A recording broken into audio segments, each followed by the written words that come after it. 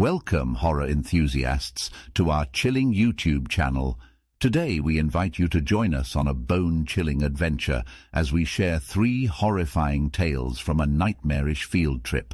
Brace yourselves for spine-tingling frights as we delve into the depths of fear that unfolded in a seemingly innocent excursion. The first story, called Forgotten Souls, a haunting field trip to Ravenhurst Asylum. It was a crisp autumn morning when our class embarked on what was supposed to be an exciting field trip to the infamous Ravenhurst Asylum. The stories surrounding the abandoned institution were legendary, whispered among the students with a mix of curiosity and fear. I was both eager and anxious to experience the chilling atmosphere firsthand. Our school bus rumbled down a desolate road, surrounded by a dense forest that seemed to close in on us. The trees cast eerie shadows, amplifying the tension in the air. As we reached the entrance of the asylum, a shiver ran down my spine, and my heart quickened its pace. The facade of the building was foreboding, its windows broken and boarded up. The air reeked of decay, and a silence seemed to hang heavily around the place. We were greeted by Mr. Johnson, our guide for the day, who had worked at Ravenhurst before it was shut down. He wore a worn-out uniform and had a haunted look in his eyes. Mr. Johnson led us through the crumbling halls, the sound of our footsteps echoing like ghostly whispers. The walls were peeling, revealing layers of faded paint, while the faint remnants of patient artwork gave a glimpse into their tortured minds. The atmosphere was suffocating, and I couldn't help but feel a growing sense of unease. As we ventured deeper into the asylum, we reached the infamous Red Room. Legend had it that the most disturbed patients were held there, subjected to unspeakable experiments. The room itself was drenched in a sickly red hue, the walls seemingly stained with blood. It sent shivers down my spine. Suddenly, a scream pierced the air, startling us all. Mr. Johnson rushed ahead and we followed him, fear coursing through our veins. We found ourselves in a labyrinth of corridors, the dim lighting flickering ominously. Panic spread like wildfire as we realized we were lost, trapped within the nightmarish asylum. In the distance, we heard the sound of laughter, echoing eerily through the halls. It was a chilling, manic laughter that chilled me to the bone. Desperation clawed at my throat as we stumbled upon a decaying sign that read, "Ward B, the Forgotten Souls." Our hearts sank as we realized we were in the section where the most violent patients had been confined. Trepidation gripped us as we cautiously entered one of the rooms. The stench of decay assaulted our senses, and the flickering light revealed a macabre sight. The walls were adorned with scratches and symbols, evidence of the tormented souls who had once occupied these cells. Suddenly, the door slammed shut behind us, and darkness enveloped the room. Panic surged through our veins as we fumbled in the dark, desperate for an exit. The air grew heavier, the temperature dropping unnaturally low. Whispers filled the room, whispered voices that seemed to come from nowhere and everywhere at once. We clutched each other in terror, pleading for the nightmare to end. As suddenly as it had closed, the door creaked open, revealing Mr. Johnson on the other side. His face was ashen, his eyes wide with terror. Without a word, he motioned for us to follow him, and we sprinted out of the room, not daring to look back. We stumbled out of the asylum, gasping for breath, our bodies trembling with fear.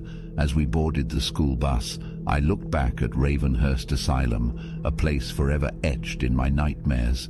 I couldn't help but wonder what unseen horrors lurked within its decaying walls, and what had caused Mr. Johnson's haunted expression. To this day, the memories of that field trip haunt me, a chilling reminder that some places hold dark secrets that should never be disturbed.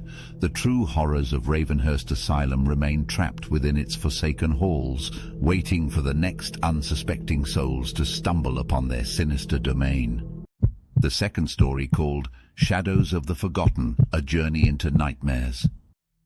I woke up with a sense of anticipation, knowing that today was the day of our much-anticipated field trip.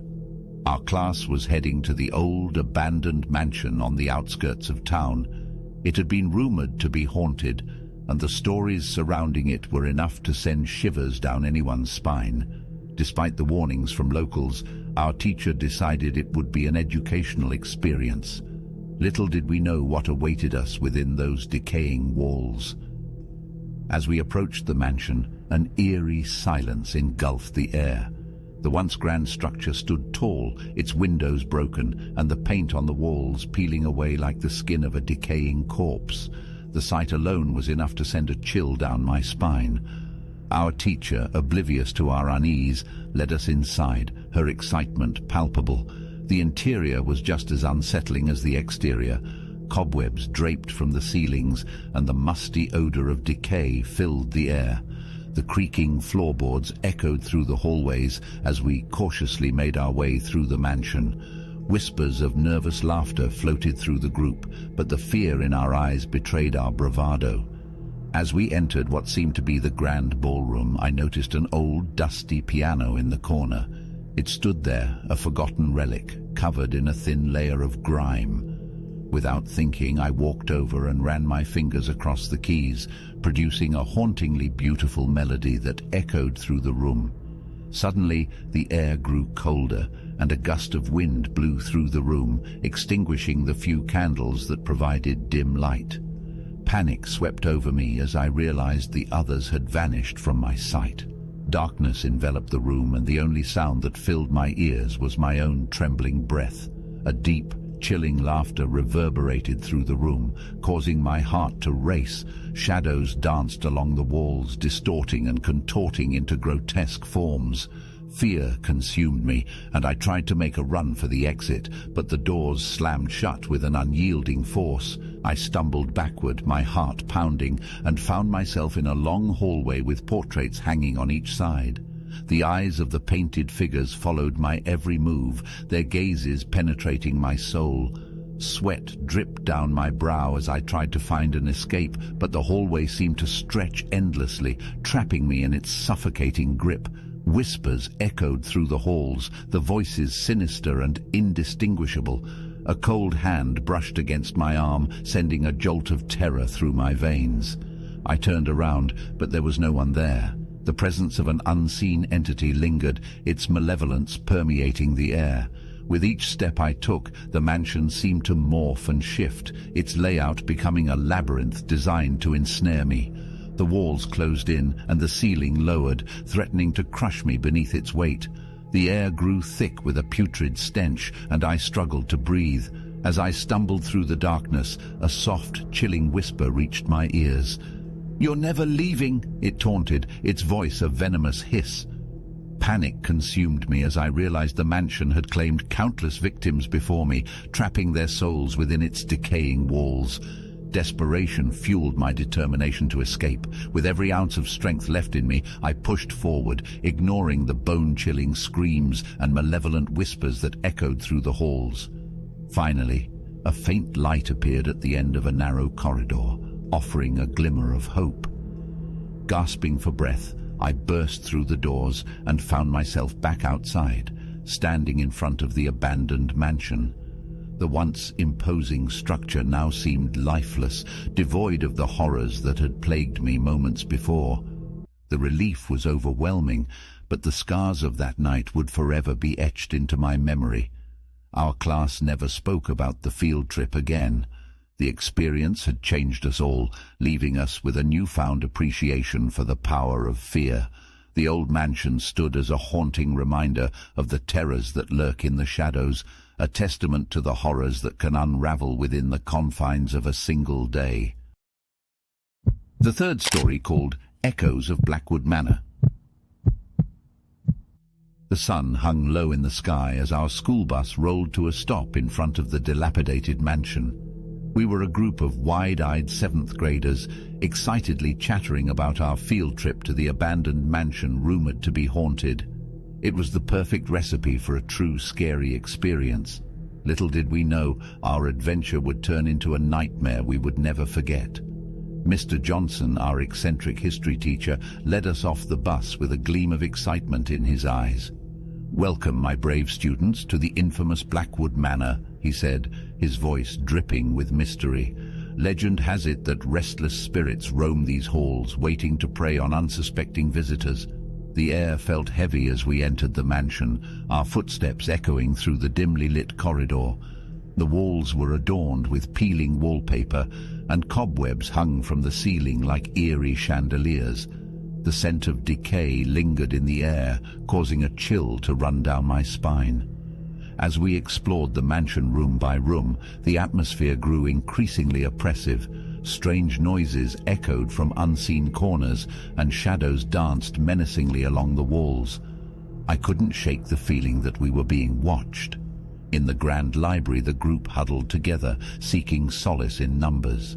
Suddenly, the room fell into complete darkness. Panic erupted as frightened whispers filled the air. Mr. Johnson fumbled for his flashlight, but the beam of light only revealed a scene that would haunt us forever. The walls of the library were lined with dusty, cobweb-covered portraits, but as the light swept across them, the faces seemed to contort with malice. Their eyes followed our every move, their expressions twisted with anger and hatred. Some of my classmates screamed while others froze in terror. In a desperate attempt to escape the nightmare, we fled from the library and into a narrow hallway. The air grew colder and a sickly, sweet stench wafted through the corridor. Our footsteps echoed as we sprinted, but the hallway seemed to stretch endlessly, leading us deeper into the mansion's sinister heart. Finally, we stumbled upon a locked door, its surface marred by claw marks. With a collective effort, we forced it open, only to be greeted by a chilling sight. The room was a makeshift cell, its walls covered in cryptic symbols and bloodstains, and in the center, chained to the floor, was a skeletal figure clad in tattered rags. The creature's hollow eyes met mine, and its lips parted in a silent scream. I could feel its pain and suffering seep into my very soul. My heart pounded in my chest as we realized we had stumbled upon the source of the mansion's haunting. A deafening wail reverberated through the halls, causing the mansion to tremble. The walls cracked, and the very foundation seemed to shake beneath our feet. We raced back the way we came, guided by the flickering lights that threatened to die out. Finally, we burst out of the mansion's front doors, gasping for breath. Behind us, the mansion collapsed in on itself, engulfed in a cloud of dust and despair. We watched in awe and relief as the cursed building crumbled, its evil vanquished. Years have passed since that harrowing field trip, but the memories remain etched in my mind. The Blackwood Manor, once a place of fear and torment, is now nothing more than a haunting memory, but every now and then, when the wind howls just right, I can almost hear the distant whispers of the restless spirits who once called it home. To this day, I'm reminded that true horror can be found not only in the supernatural, but also in the darkness that lurks within the human soul. And as I glance at the old photographs of my classmates, I can't help but wonder if some part of that darkness still lingers within us, waiting for a chance to emerge once more.